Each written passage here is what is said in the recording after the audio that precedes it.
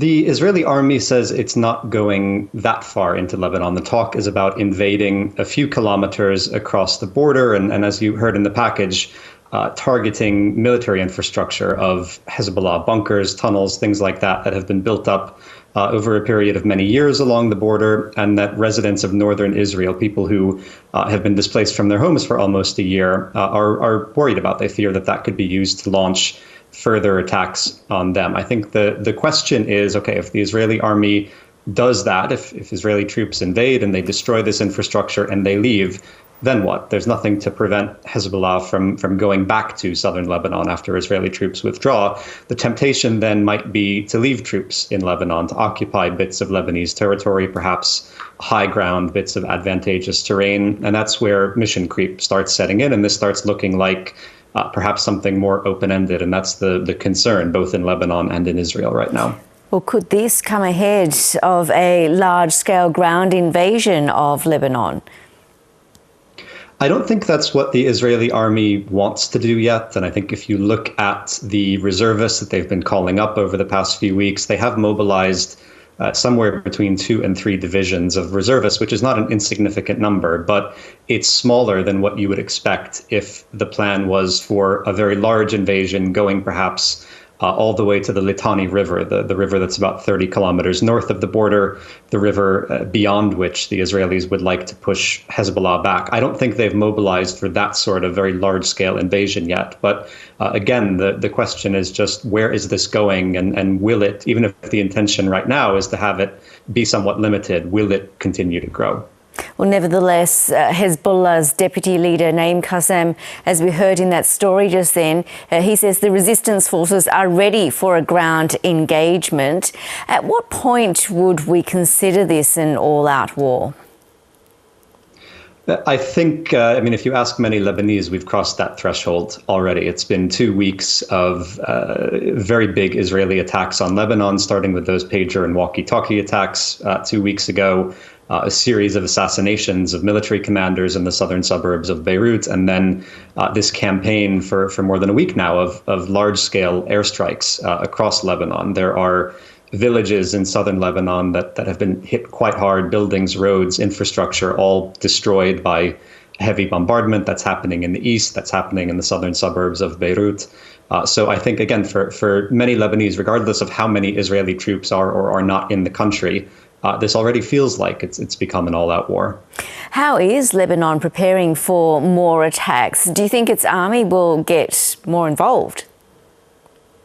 I think the army would like to not get involved. The army is in an impossible position right now where it is loyal to the Lebanese state. The Lebanese state is not actually a participant in this fighting. This is a battle between Israel and Hezbollah, which is a militia, a political party that has huge influence within the state, but it's not the state. So there have been reports that the army has withdrawn from some of its positions in southern Lebanon. It's moved a bit further north to avoid, I would imagine, getting caught in the crossfire between Israeli troops and Hezbollah. It will deploy in other parts of the country, I think, to try and preserve civil order, particularly because you have hundreds of thousands of people who have been displaced, mostly from the south, who have fled to other parts of Lebanon. And that's putting a big strain on social services and on security forces. So I think the army will deploy for that. But as far as the fighting goes between Israel and Hezbollah, the army, much as it did in 2006 during the last big war, would like to try and stay out of it.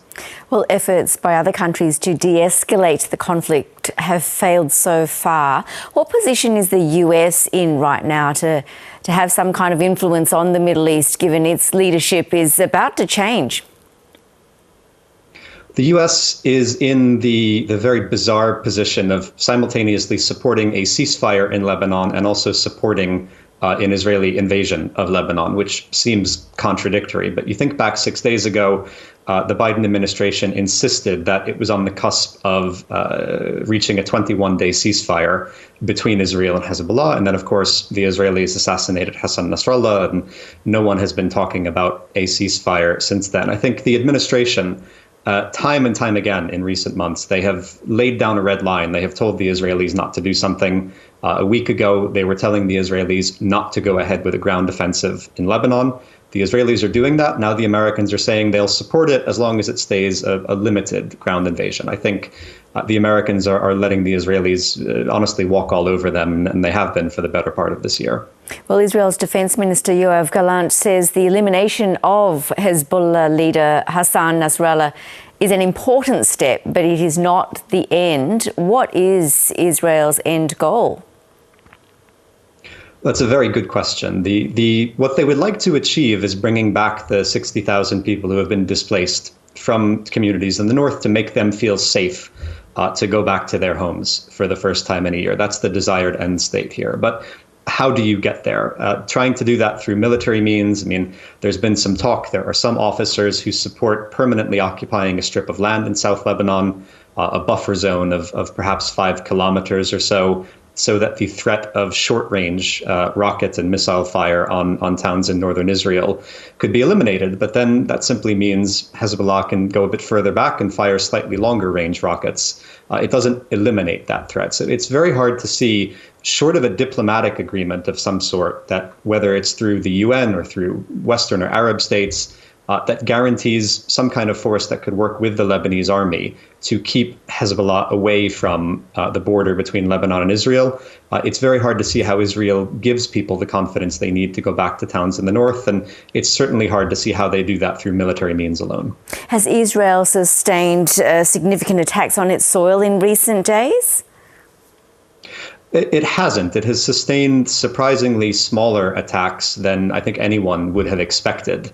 There have been obviously continued barrages of rockets fired by Hezbollah at towns in northern Israel, which is something they've been doing for almost a year now, since they began this conflict on October 8th of last year.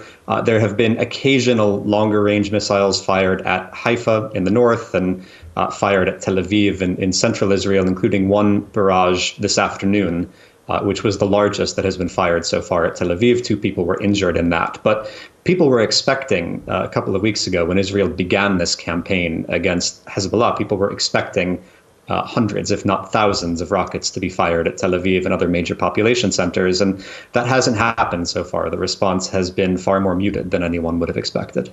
Meanwhile, shelling continues on central Beirut. How bad is the damage there? The damage in Beirut itself, not as bad as some other parts of the country. Parts of the southern suburbs of Beirut, where Hezbollah has a very powerful presence, have been damaged quite badly by Israeli airstrikes, like that one that killed Nasrallah on Friday. But the bulk of the Israeli bombardment has been in southern Lebanon, where, again, entire villages have been quite badly hit, and also in the Bekaa Valley in eastern Lebanon.